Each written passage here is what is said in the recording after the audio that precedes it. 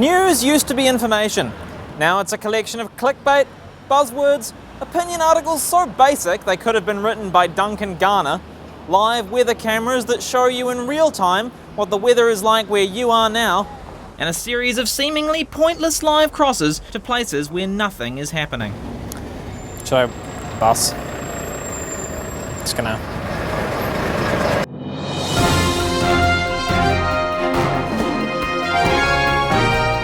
And when is too much drinking not enough? So what happened to the news? When did it become so bad? When did it go from being this, an international convention on disarmament, has ended in West Berlin, to being something more like this? Whoa.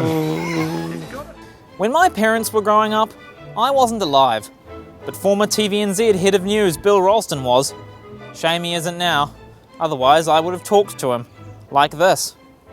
Pre-2000, say, the television news in New Zealand was really a journal of record. You know, it told you what actually happened that day.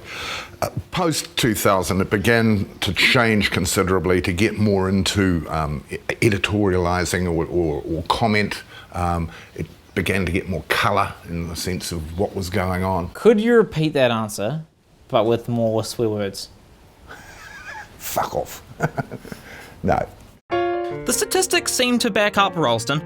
A study of news prior to the year 2000 revealed that it was 26% politics, 23% world affairs, 13% local tragedies, 7% knitting advice, just 5% weather, and the rest was largely fear of communism.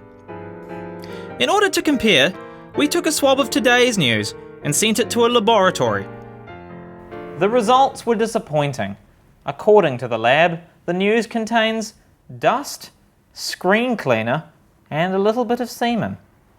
But we ran our own tests and uncovered that today, 44% of news stories contain the weather, 52% contain animals, 28% contain exclusive or partial reference to Twitter, 45% of stories contain rugby, and somehow, in spite of that last figure, more than 60% contain reference to Richie McCaw. Approximately 35% of television news time is consumed by pointless banter between hosts. Indeed, it used to be said that the news was an acronym for North, East, West, South.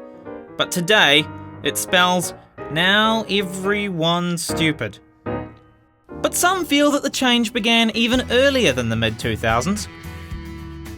In the 1970s and 1980s, Lindsay Perigo was one of our nation's most respected broadcasters. Mr. Tizard, your own Prime Minister has said that the way in which this was done does not look good. I am not going to discuss that with you. I made that clear. But in 1993, he quit TVNZ, publicly declaring its news and current affairs brain-dead. I wanted to know what he thought of it now. Was it 1993 or was it the early 90s when you feel it became brain-dead? It had been happening for a few years, and I'd nearly walked out 1 year before that actual occasion. It finally happened in 1993, and I said it was brain dead, and it was. And people often ask me, well, what do you think of it now? And I say it's proof of death after death. You see, back then it was really a matter of the content. It was the content that was being dumbed down. And that's gone on, it's continued, but now the delivery has been dumbed down as well. And we get the women in particular with this epidemic of quacking. They're not speaking, they're quacking. They're doing this endless upper inflection and all pitched into the nose.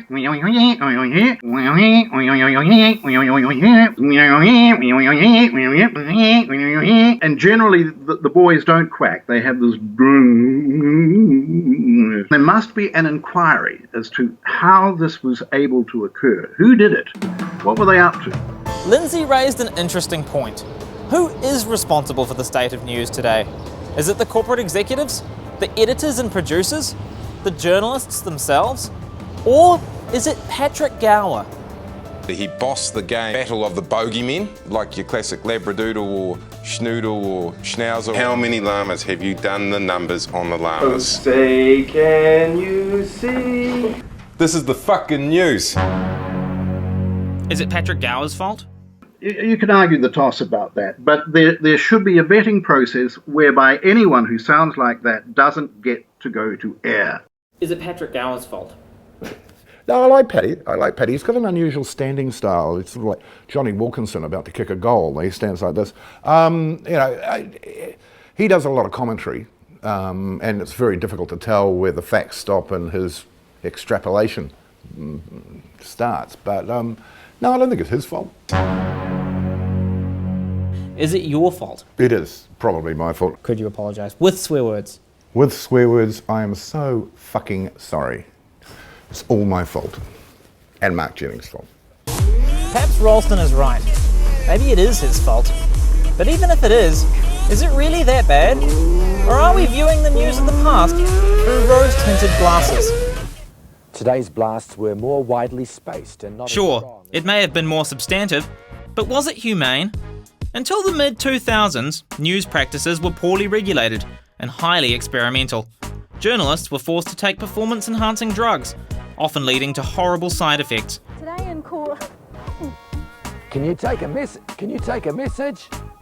Veterans like Paul Holmes would subject new journos to bizarre hazing rituals, and large black men were forced to carry reporters from story to story. Simon Mercer, 1 network views. But then his sidekick started, and that was... And though Lindsay Perigo likes to complain about today's news, what would it be like if he were in charge? Today, Lindsay writes a blog on a website called solopassion.com, where he puts forth his far-right views, including that France should declare war on all Muslims, that mosques and universities should be forcibly closed, and that Barack Obama should be arrested and executed for treason. You called TVNZ brain dead when you left in 1993. But I just spent a couple hours reading your website, and it's pretty fucked up. Mm-hmm. Well, are we having a discussion about my political and philosophical views, or my view of television, which is what you told me when you arranged this interview? Oh, absolutely. I just thought I'd get your reaction to that at the end, because there's the news, which you call brain dead, and then there's your website, which it's a bit. Is it satire on sort of generic right wing lunacy, or is it actual right wing lunacy? Even if the news today really is that bad, are we not asking for it? Why watch a long, boring, hard news documentary about wealth inequality in New Zealand when you could watch a fun 6-minute video of me making journalists say swears? And you know, the amazing thing is, the public appetite is actually, I think, for lighter stuff. If you look at the popularity of, say, 7 Sharp over the old Campbell show, I mean, you know, why I would prefer Campbell live, but the vast mass of the audience trooped off after after 7 Sharp. Much the same with Breakfast, a very bland program to watch on TV on a television morning, compared to, say, Mad Paul Henry's very information-packed show. Breakfast outrates Paul Henry massively. So, you know, maybe the public appetite is for something fuck. One moment, caller. And generally, the boys don't quack. They have this... Is a drone worse than a quack, or is a quack worse than a drone? No, the quack is worse.